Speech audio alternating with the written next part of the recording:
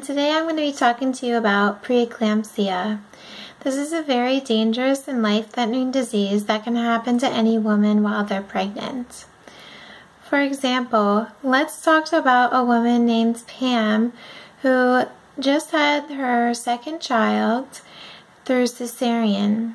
She had a beautiful pregnancy and she went home, and after a couple days she was feeling nauseous and tired and getting severe headaches. She went to the ER and she was diagnosed with preeclampsia. Her blood pressure was 220 over 110. Now this is very high. Usually normal blood pressure is 120 over 80. She was put on a magnesium IV drip right away to avoid any seizures or strokes. She was very scared and thought she was going to die. She couldn't get out of bed and she was on the IV for 3 days. Even after getting off the IV, she still had high blood pressure and was sent to an outpatient facility where she had to wait until her blood pressure came back to normal.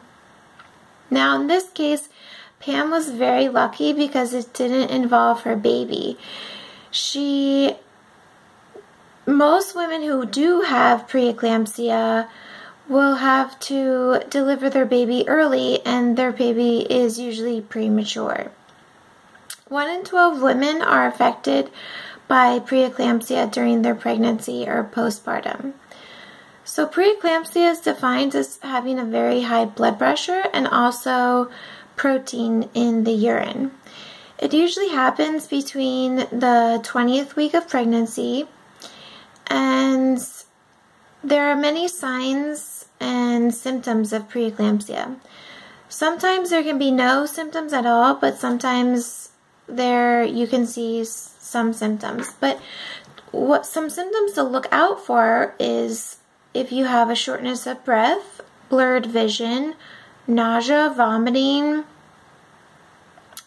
have a blood pressure of 140 over 90, or am not feeling well altogether. These are signs that you should be looking out for. There are also some risk factors that might increase your risk of having preeclampsia.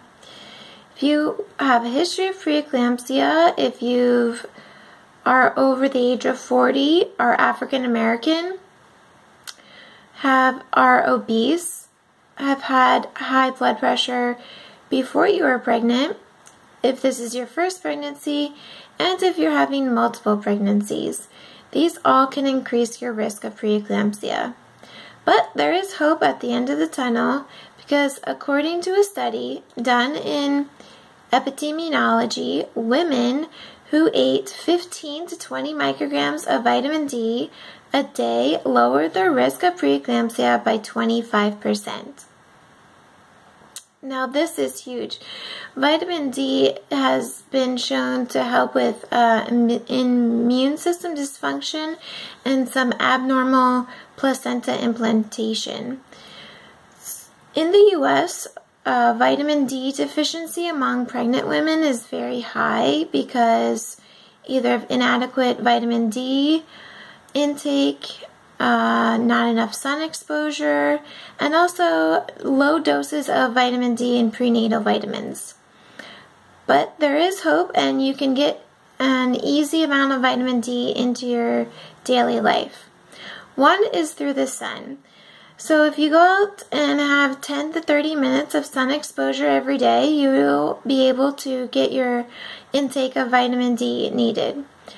But I know going outside is not always an option, so there is supplements which you can take at least 600 international units or more of vitamin D supplement, or food sources.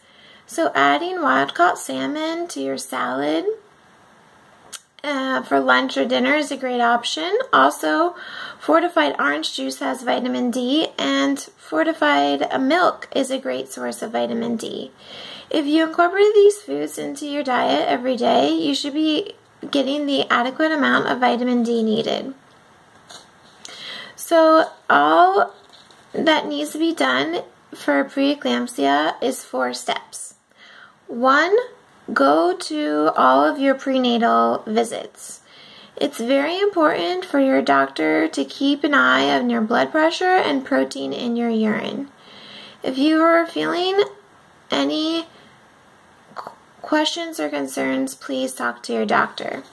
Second is to keep track of your own symptoms.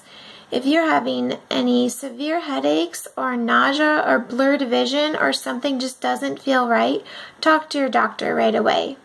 Third is exercise. It is a great way to maintain your weight and blood pressure and reduce inflammation. Fourth is eating enough vitamin D in your diet. Like I said, either through the sun, supplements, or foods are great sources of vitamin D. There's no cure for preeclampsia, so prevention is key. So, ladies, let's make everyone aware about preeclampsia so we can avoid these awful complications within the pregnancies.